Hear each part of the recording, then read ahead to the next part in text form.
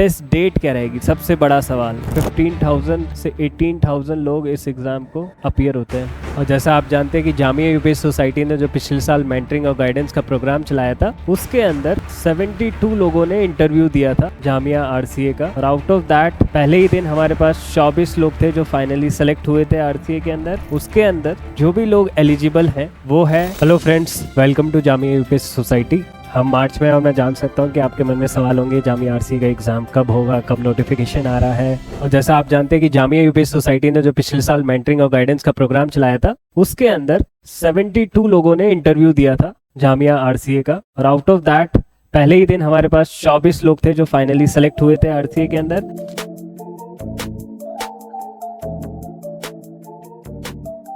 और waiting list clear होते होते सारे 35 फाइनली आरसी के अंदर सिलेक्शन थे। तो आपके मन में सवाल होगा कि जामिया यूपीएससी सोसाइटी इस बार कैसे, कब गाइडेंस प्रोग्राम और ये चालू कर रही है। दूसरी चीज हम ये देख लेते हैं कि कैसे इस साल का कब नोटिफिकेशन आने वाला है, कौन एलिजिबल है, कैसा पेपर पैटर्न होता है ना, ये सारी चीजें हम देखते हैं। तो जामिया आरसीए एक रेसिडेंशियल कोचिंग अकेडमी है, free coaching with hostel facility के साथ। आप देख सकते हैं कि पिछले साल का जो 2025 का जो नोटिफिकेशन आया था, इस साल आएगा 2026 के लिए। ठीक है, उसके अंदर जो भी लोग एलिजिबल हैं वो है माइनॉरिटीज। 6 माइनॉरिटीज नोटिफाइड है सेंट्रल गवर्नमेंट के द्वारा। सिख, बुद्धिज्म फॉलो करने वाले लोग, Buddhist, Jains, Muslim, Christian and Parsis. अगर इन 6 में आप अलाई करते हैं, इन माइनॉरिटीज में, तो आप एलिजिबल है।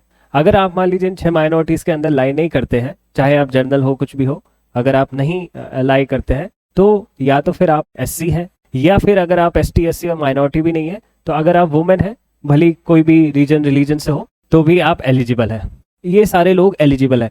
अब आपका क्वेश्चन आएगा, क्या फिजिकली डिसेबल्ड लोग जो इसमें लाई नहीं कर रहे हैं वो एलिजिबल है क्या? देखिए, जो इसमें लाई नहीं कर रहा है वो एलिजिबल नहीं है। हाँ, अगर वो इसमें लाई कर रहा है, फिजिकली डिसेबल्ड है, तो उसको 5% reservation Jamia RCA entrance exam में मिलता है। अब नेक्स्ट की नोटिफिकेशन कब आएगा? पिछले नोटिफिकेशन की जो तारीख है वो है 7 मार्च। तो अब बस मार्च में कभी भी, मतलब थोड़े बहुत दिन में ही आ जाएगा। और आपके एप्लीकेशन, मतलब ऑनलाइन फॉर्म चालू हो जाएंगे आपके। पुराने साल, पिछले साल 18 मार्च के आसपास, तो आप ये मान के चलिए कहीं ना कहीं वही 18 से 20 मार्च के आसपास आपके फॉर्म भरना चालू हो जाएंगे। लास्ट सबमिशन आपकी करीब करीब वही रहेगी, करीब करीब आप मान सकते हैं 20 से 22 मई तक इस साल। एडिटिंग के लिए 2-3 दिन के लिए आपको फॉर्म रीओपन होगा, जहाँ पे आप अपने चीज़ों को एडिट कर सकते हैं। टेस्ट डेट क्या रहेगी, सबसे बड़ा सवाल। देखिए, पिछले साल 1 जून सैटरडे को टेस्ट डेट थी।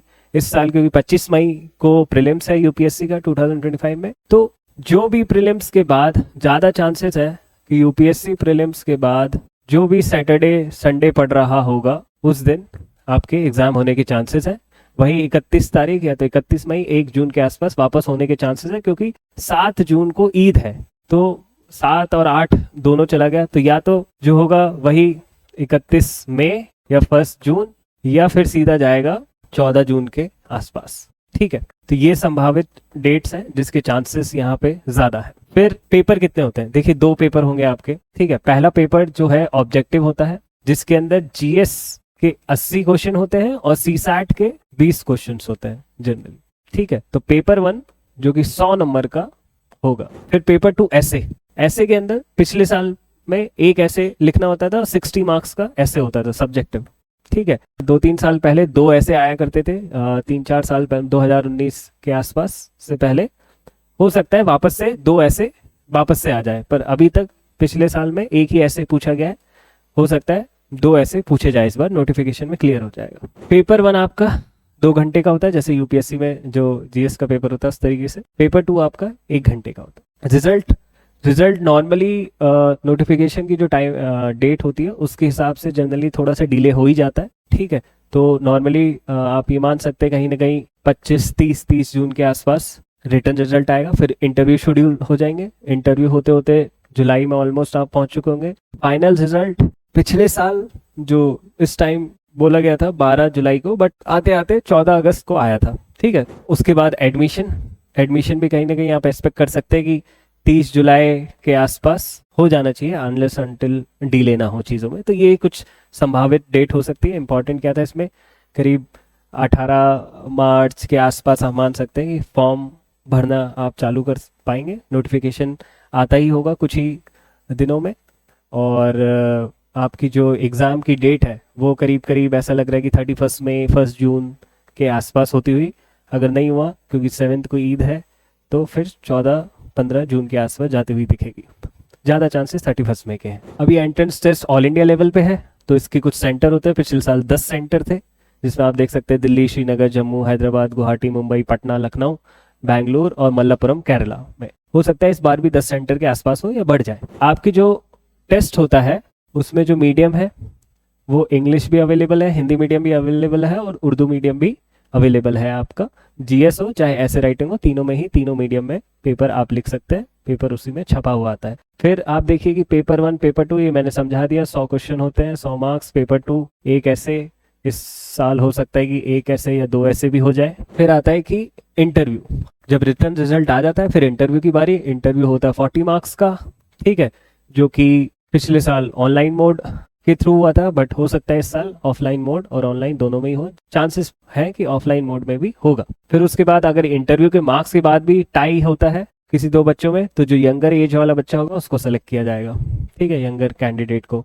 5% रिजर्वेशन जैसा मैंने बताया था फिजिकली हैंडीकैप स्टूडेंट के लिए। और एलिजिबिलिटी, एजुकेशनल एलिजिबिलिटी की बात करें तो वो लोग जिनकी ग्रेजुएशन हो गई है वो लोग जो कि एलिजिबल होंगे 2026 की, इस साल के हिसाब से 2026 की एग्ज़ाम यूपीएससी के लिए एलिजिबल होंगे, या फिर जो ग्रेजुएट हो चुके हैं वो लोग इस एग्ज़ाम को लिख सकते हैं। फिर आप देख सकते हैं कि लाइब्रेरी, टेस्ट सीरीज वगैरह ये सारी चीज़ें, हॉस्टल अकोमोडेशन। सीट्स कितनी है? सीट्स नॉर्मली 100 सीट्स ही होती है, इस साल भी 100 सीट्स ही होने के चांस है।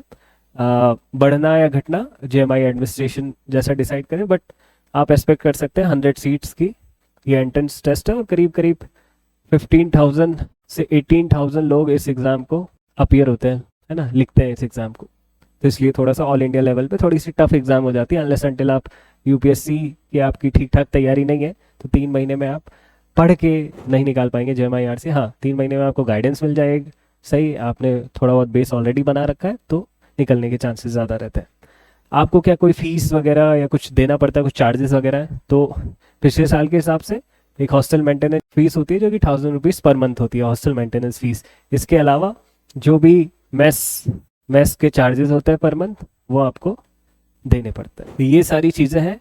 एप्लीकेशन फ़ीस कितनी है? पिछले साल जो एप्लीकेशन फ़ीस थी फॉर्म भरने की वो 950 plus minus applicable basic charges करीब करीब 1000 रुपये बोल सकते हैं आप। इस साल भी हो सकता है कि 1000 रुपीज़ ही एप्लीकेशन फ़ीस रहे आपकी। तो ये सारी चीज़ें हैं जेएमआई एंट्रेंस का नोटिफिकेशन, जिसमें ये सारी चीज़ें आप एक्सपेक्ट कर सकते हैं। अब बात आती है कि जामिया यूपीएससी सोसाइटी एक गाइडेंस कोर्स चला रही है आपके लिए, मेंटरिंग के लिए। आप इस कोर्स में एनरोल कर सकते हैं। पिछले साल आपने देखा कि हमने जो गाइडेंस दिया उसमें करीब 72 स्टूडेंट्स ने इंटरव्यू दिया। पहले ही दिन हमारे पास 24 रिजल्ट थे और फिर ढूंढते ढूंढते हमें 35 तक हमारे पास स्टूडेंट्स थे, जिन वो एस्पिरेंट जो हमसे गाइड होकर जामिया आरसी में जिनका सिलेक्शन हुआ फाइनली। तो आप देख सकते हैं ये टेस्टिमनीज उन स्टूडेंट्स की। तो जल्दी आप जाके इस वीडियो के डिस्क्रिप्शन लिंक पे कोर्स की उस पर आप एनरोल कर सकते हैं और अपनी जामिया आरसी की तैयारी स्टार्ट कर सकते हैं। Thank you.